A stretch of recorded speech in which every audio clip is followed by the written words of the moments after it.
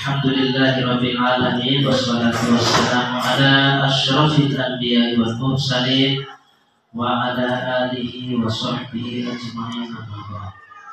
Pertama-tama mari kita panjatkan puja dan puji syukur kita kehadirat Allah Subhanahu wa taala atas limpahan rahmat dan karunia-Nya pada kita semua, sehingga alhamdulillah pada pagi hari ini kita sama-sama berada di sini di ruangan guru SMP Negeri Pemangku dalam rangka kita mengikuti bersama kegiatan dari Ibu Erni Ningsi SPD dalam rangka beliau mengikuti kegiatan guru penggerak angkatan ke-9 yang alhamdulillah hari ini adalah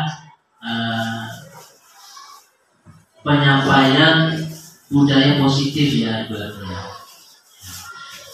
Berikutnya salawat dan salam tak lupa kita haturkan kepada junjungan alam Nabi besar Muhammad Sallallahu Alaihi Wasallam beserta para keluarga, para sahabat dan seluruh pengikut-pengikutnya hingga akhir zaman nanti.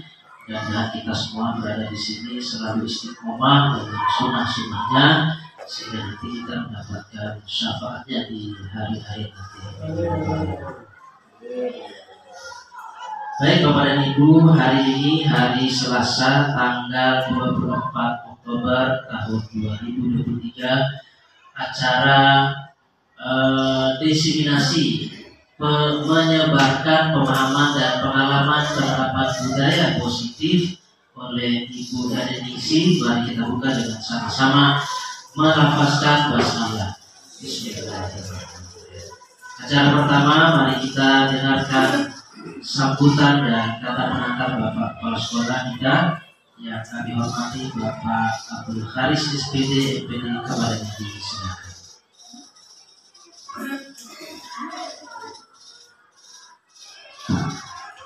Terima kasih Pak Dik. Bismillahirrahmanirrahim. Assalamualaikum warahmatullahi wabarakatuh. Alhamdulillah, puji syukur kehadiran Allah SWT. Pagi menjelang siang hari ini kita dapat undangan yang luar biasa ini dari Ibu Erni Ningsi ya. Ini dalam rangka Ibu Erni akan melakukan diseminasi budaya positif. Terima kasih banyak untuk Bapak dan Ibu Guru telah memberikan kesempatan dan mau meluangkan waktu dalam kegiatan yang saya selenggarakan hari ini. Saya akan langsung memaparkan materi yang akan saya bawakan, yaitu diseminasi menyebarkan semangat dan pengalaman penerapan budaya positif oleh saya sendiri. Selamat datang Bapak dan Ibu guru hebat. Mari belajar bersama, berkolaborasi. Mari saling mendukung dan mewujudkan disiplin positif di sekolah kita yang tercinta ini. Budaya positif adalah merupakan nilai-nilai atau keyakinan-keyakinan dan kebiasaan-kebiasaan di sekolah yang berpihak pada murid agar murid dapat berkembang menjadi pribadi yang kritis, penuh hormat dan bertanggung jawab. Konsep budaya positif yang pertama, perubahan paradigma belajar, disiplin positif, keyakinan kelas, kebutuhan dasar manusia, motivasi perilaku manusia, 5 posisi kontrol, dan yang terakhir segitiga restitusi. Pembelajaran paradigma baru dilakukan berdasarkan prinsip pembelajaran yang berdiferensiasi sehingga siswa belajar sesuai dengan kebutuhan dari tahap perkembangannya untuk mewujudkan profil pelajar Pancasila. Disiplin positif merupakan salah satu cara penerapan disiplin yang bertujuan untuk menumbuhkan kesadaran serta memberdayakan anak untuk melakukan sesuatu tanpa paksaan, ancaman, dan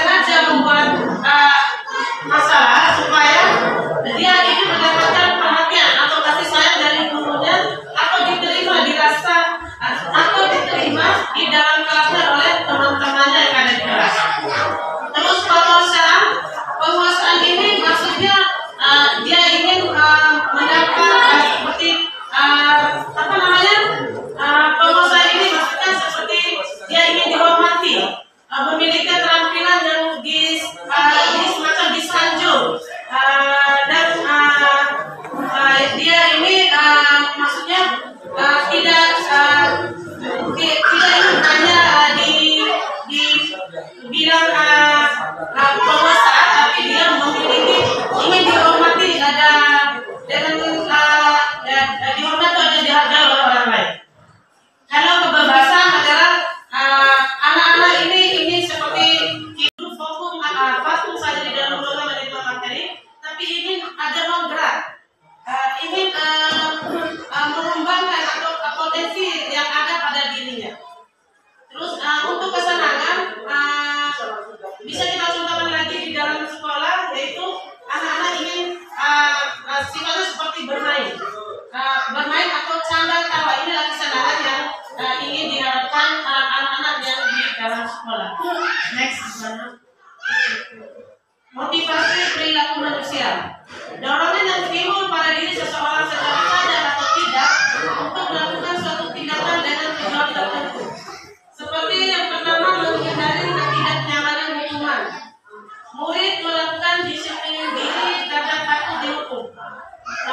Ini maksudnya siswa ini, saya harus melakukan disiplin diri biar saya tidak kena hukuman, seperti saya masukkan buku baju ya.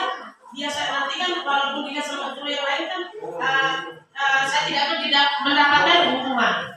Selanjutnya, mendapatkan imbalan atau penghargaan dari orang lain. Murid ini melakukan disiplin diri karena dia menginginkan imbalan. Suatu contoh, saya melakukan disiplin ini seperti disiplin waktu ataupun disiplin berpakaian karena ingin mengharapkan penghargaan atau imbalan dari guru yang memanfaatkan melihatnya. Terus yang ketiga, menjadi orang yang mereka inginkan dan menghargai diri sendiri dengan nilai-nilai yang mereka percaya. Murid melakukan disiplin diri karena sadar akan nilai kebajikan. Seorang siswa ini tanpa menginginkan imbalan atau penghargaan atau tanpa takut mendapatkan hukuman, timbul sendiri dari kesadaran pribadi. Dia melakukan disiplin diri tanpa harus mendapatkan penghargaan ataupun hukuman dari guru atau kepala sekolah di sekolahnya. Next, keyakinan kelas. Metode ini untuk menimbulkan kembali disiplin positif yang didasari oleh motivasi dari dalam diri. Implementasi keyakinan kelas dilatar belakangi bahwa ditemukannya beberapa murid yang masih perlu diingatkan untuk melakukan tindakan kebaikan atau kedisiplinan. Langkah membuat keyakinan kelas. Diskusi tentang peraturan yaitu dilakukan bersama seorang guru dan murid di dalam kelas, melakukan berdiskusi, melakukan kesepakatan di dalam kelas, bertujuan untuk menjadi patokan atau tujuan yang akan didasari di dalam ruangan kelas yang kita akan tempuh. Yang kedua, merumuskan peraturan menjadi keyakinan dan memasang hasil kesepakatan. Setelah hasil kesepakatan yang kita diskusikan di dalam kelas bersama anak-anak, seperti apa kesepakatan, saya contohkan. Bisa kesepakatan di dalam kelas itu, yang contoh pertama ini di dalam kelas tidak boleh makan di dalam kelas, belajarnya tepat waktu, tidak ribut atau mengganggu teman-teman yang ada di ruangan. Ini kesepakatan bersama yang dibuat di dalam kelas, sehingga hasil diskusi yang kita dapatkan dengan kesepakatan bersama kita tuangkan di dalam kertas dan kita tempelkan di dinding atau di berdinding yang sudah disediakan. 5 posisi kontrol. Yang pertama, penghukum. Yang kedua, pembuat merasa bersalah. Yang ketiga, teman. Yang keempat, pemantau. Yang kelima, manajer. Posisi penghukum. Seorang penghukum bisa menggunakan hukuman fisik maupun verbal. Orang yang menjalankan posisi penghukum senantiasa mengatakan bahwa sekolah memerlukan sistem atau alat yang dapat lebih menekan murid ke dalam, menekan murid lebih dalam lagi. Posisi penghukum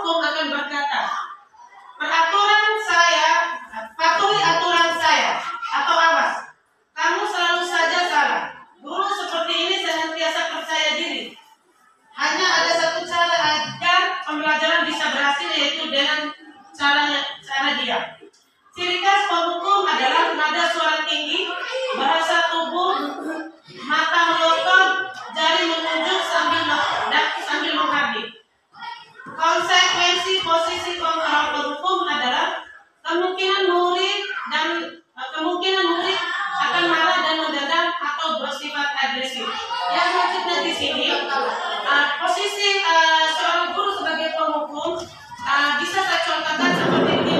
Seorang anak ini terlambat datang masuk ke sekolah, tapi dia berhadapan dengan seorang guru dan guru ini dengan nada marah atau nada kesal sambil matanya melotot dan bercakap, kenapa kamu terlambat lagi? Kamu selalu saja salah. Guru seperti ini memang mungkin dengan cara dia membentak, mengkritik atau marah seperti ini, mungkin caranya dia ini akan berhasil mendidik anak-anak. Seperti anak yang terlambat tadi. Next. Posisi kontrol pembuat rasa bersalah. Guru atau orang tua akan bersuara lebih lembut. Pembuat rasa bersalah akan menggunakan kredibilitas yang membuat orang lain merasa tidak nyaman, bersalah atau rendah diri. Pembuat merasa bersalah akan berkata lembut seperti, Bapak sangat kecewa sekali dengan kamu. Berapa kali Bapak harus memberitahu kamu ya? Gimana coba kalau orang tuamu tahu kamu berbuat salah begini? Di posisi ini murid akan memiliki penilaian diri yang buruk tentang diri mereka. Murid merasa tidak berharga dan telah mengecewakan orang-orang yang disayanginya. Ciri tidak nyaman, bersalah atau rendah diri. Pembuat merasa bersalah akan berkata lembut seperti, Bapak sangat kecewa sekali dengan kamu. Berapa kali Bapak harus memberitahu kamu ya? Gimana coba kalau orang tuamu tahu kamu berbuat salah begini? Di posisi ini murid akan memiliki penilaian diri yang buruk tentang diri mereka. Murid merasa tidak berharga dan telah mengecewakan orang-orang yang disayanginya. Ciri khas dari pembuat merasa bersalah adalah nada suara dia memelas atau halus ataupun sedih. Bahasa tubuhnya itu merapat pada anak atau lesu. Konsekuensi posisi kontrol pembuat bersalah adalah murid akan merasa bersalah karena telah mengecewakan ibu atau bapak gurunya. Murid akan merasa menjadi orang yang gagal dan tidak sanggup membahagiakan orang lain. Saya contohkan untuk posisi kontrol pembuat rasa bersalah, yaitu seperti tadi, guru pertama yang diungkapkan adalah menghukum dengan nada suara yang tinggi, dan yang ini adalah dia menggunakan nada lembut, tapi bahasanya ini berketergantungan dengan seperti bahasanya, Bapak sangat kecewa sekali. Berapa kali Bapak harus memberitahu kamu ya, dengan nada lembut, tapi siswa yang siswa mengalami itu dia akan merasa bersalah. Oh iya, saya telah mengecewakan Bapak dan Ibu guru saya.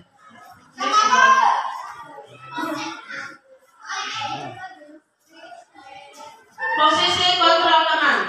Guru pada posisi ini tidak akan menyakiti murid, namun akan tetap berupaya mengontrol murid melalui pendekatan persuasif.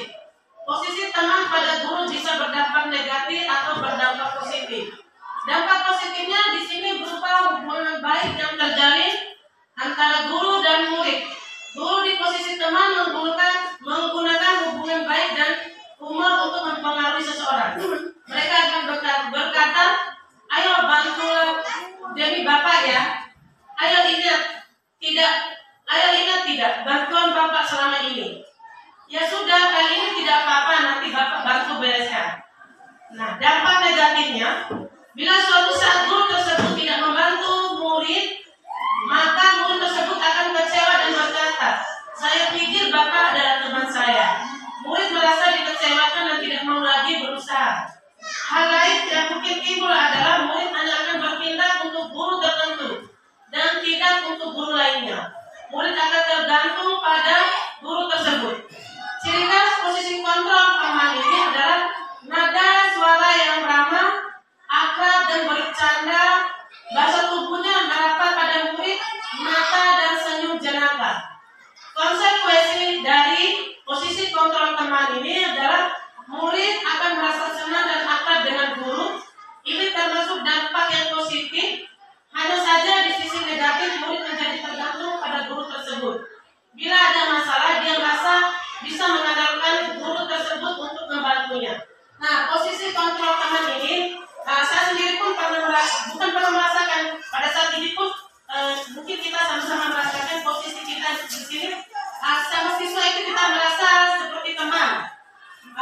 dekat, akrab.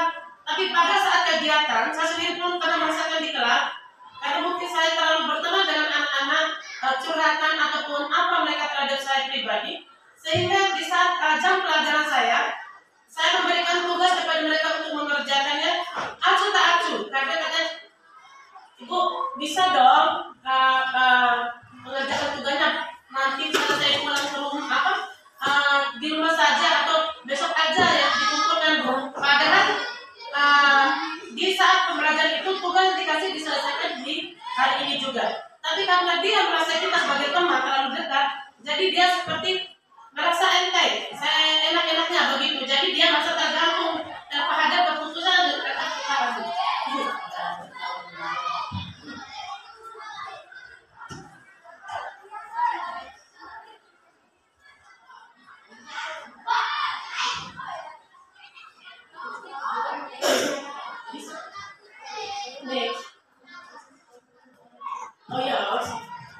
Posisi kontrol pemantau. Memantau berarti mengawasi. Pada saat kita mengawasi, kita bertanggung jawab atas perilaku orang-orang yang kita awasi. Posisi pemantau berdasarkan pada peraturan-peraturan dan konsekuensi. Dengan menggunakan sanksi atau konsekuensi, kita dapat memisahkan hubungan pribadi kita dengan murid. Sebagai seorang yang menjalankan posisi pemantau, pertanyaan yang diajukan seorang pemantau, peraturannya apa? Apa yang telah kamu lakukan? Sanksi atau konsekuensinya apa?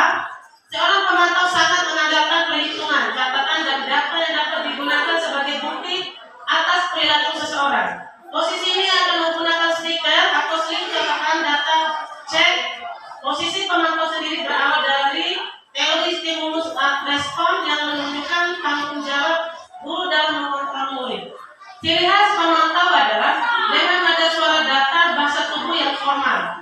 Konsekuensi dari posisi kontrol pemantau adalah murid memahami konsekuensi yang harus dijalankan karena telah melanggar salah satu peraturan sekolah.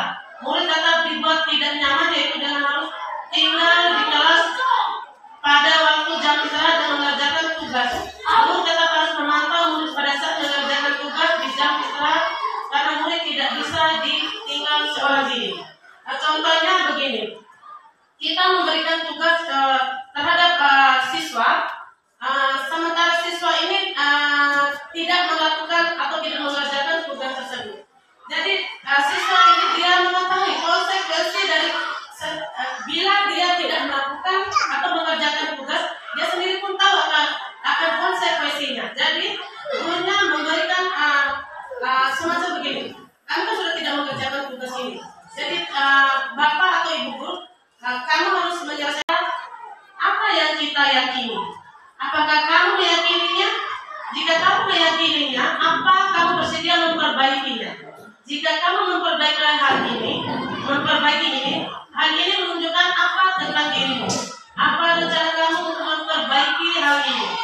Tugas seorang manajer bukan untuk mengatur perilaku seseorang, tapi membimbing murid untuk dapat mengatur dirinya. Seorang manajer bukannya memisahkan murid dari kelompoknya, tapi mengembalikan murid tersebut ke kelompoknya dengan lebih baik dan kuat. Ciri khas posisi kontrol manajer adalah nada suara yang tulus, bahasa tubuh tidak kaku, mendekat ke murid. Posisi manajer, guru akan mengembalikan tanggung jawab pada murid untuk mencari jalan keluar permasalahannya, tentu dengan bimbingan guru tersebut. Nah, Bapak dan Ibu guru, posisi manajer ini sebenarnya dari ke 5 posisi yang lebih bagus kalau menurut saya pribadi. Ini posisi yang paling bagus yang tepat untuk kita guru, karena di posisi manajer ini kita tidak akan mencas atau menghadik anak-anak dengan hukuman, dengan berbagai hukuman, karena posisi manajer ini khusus yang perlu kita kuasai atau kita ketahui.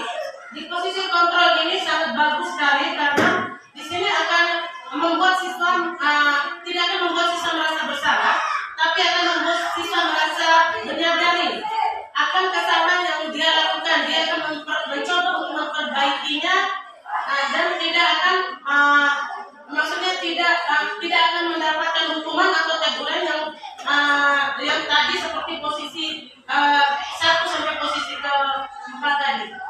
fungsi guru yang lebih baik, lebih bagus menurut saya yang bisa kita kembangkan atau yang bisa kita terapkan itu posisi kontrol. Karena ya, segitiga restitusi. Segitiga restitusi adalah proses menciptakan kondisi bagi peserta didik untuk memperbaiki kesalahan mereka, sehingga mereka bisa kembali pada kelompok mereka dengan karakter yang lebih kuat.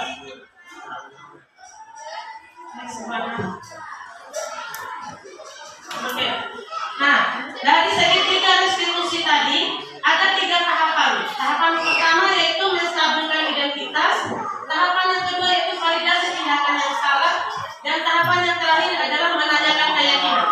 Di mana tahapan pertama menstabilkan identitas yaitu jika anak berbuat salah maka ada kebutuhan dasar mereka yang tidak terpenuhi.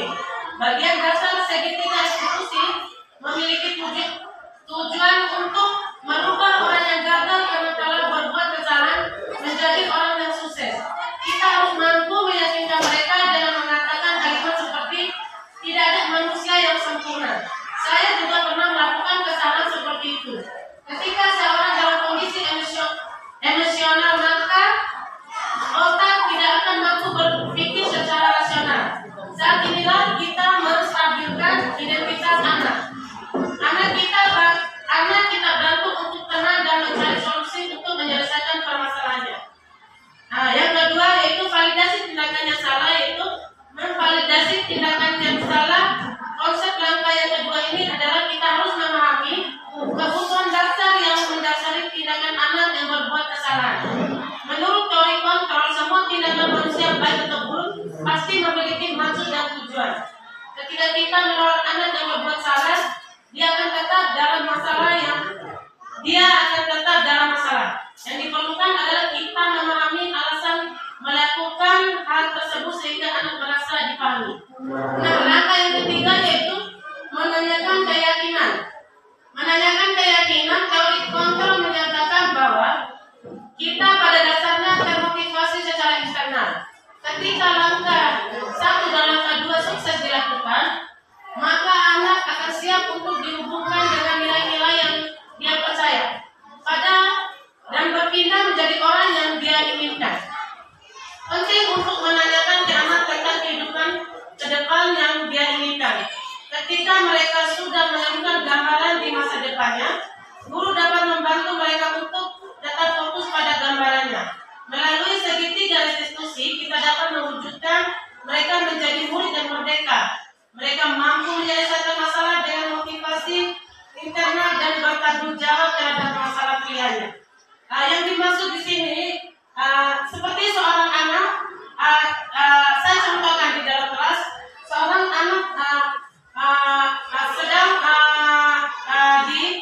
saya contohkan begini. Ini anak dibikin nangis oleh anak yang satunya.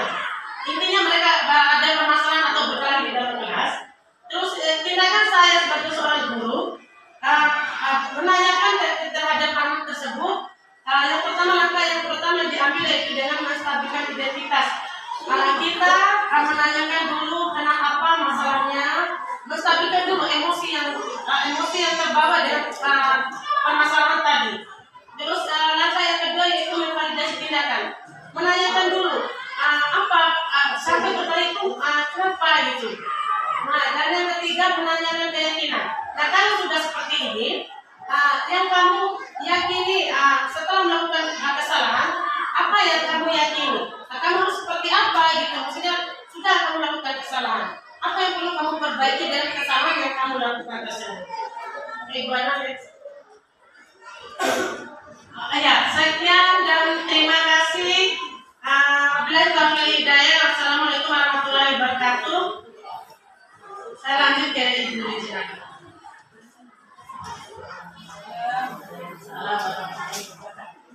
Terima kasih Ibu Rizki. Tadi kita sudah dengarkan bersama pemaparan materi budaya positif yang harus kita laksanakan di sekolah.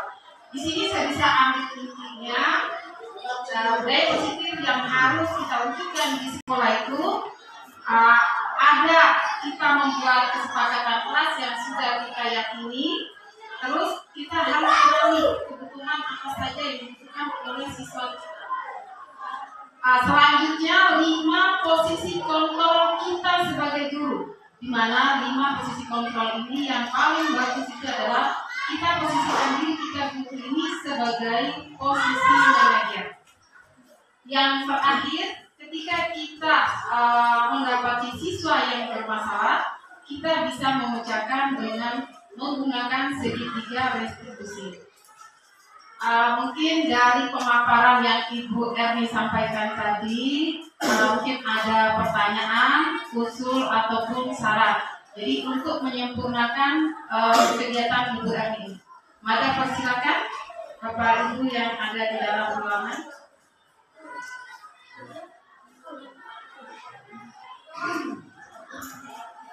Mungkin ini ada yang mau ditanyakan atau usul saran?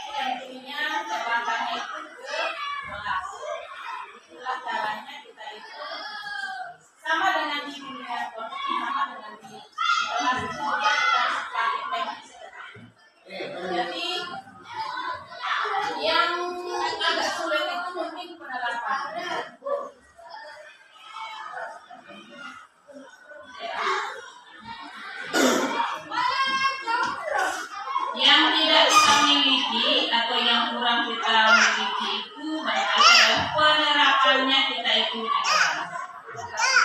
ya, misalnya kita mengajar 2 jam dalam satu kelas.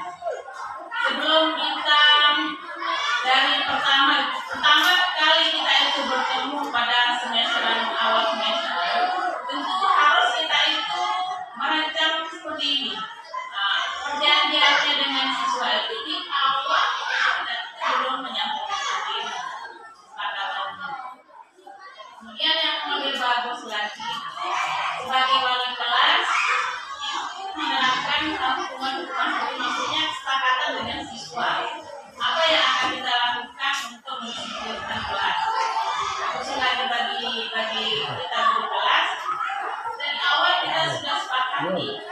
Kalau saya siapa yang kalian kerja kita KBM, tapi yang memang kadang kita itu adalah ketika kita menegakkan aturan yang sudah kita sepakati. Jadi karena kita lemah kontrolnya, maka siswa akan juga tidak akan dihukum, tidak akan ditindaklanjuti. Karena tidak ada tindak lanjutnya, maka siswa kita itu senang melanggar aturan itu. Dan aturan itu, karena pelanggaran itu akan membuat kita sendiri guru itu tidak dipercayai sama siswa kita. Mungkin itu saja intinya, jika KBM kita seterusnya akan berjalan dengan baik dan melahirkan kenakalan-kenakalan yang tidak bisa kita kontrol. Assalamualaikum warahmatullahi wabarakatuh.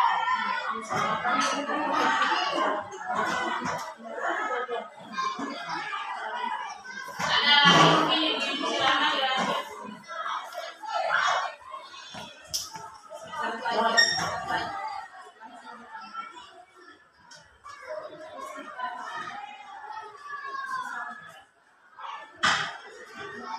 Terima kasih kepada Mireni yang sudah memberikan tanggapannya. Luar biasa sekali Mireni.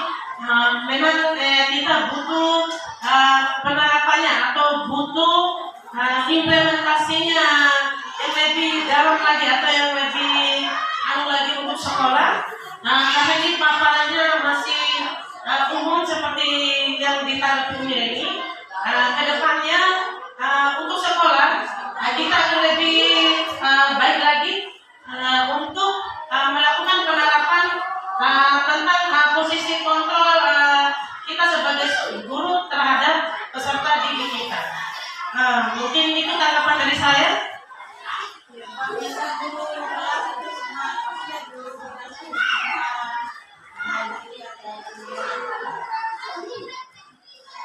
Terima kasih. Tadi bisa kita angkat kesimpulan dari ini tadi sudah kita angkat oleh Bu Ferdi. Jadi kita ini kurang mengimplementasikan dan harus ditindaklanjuti apa yang kita lakukan.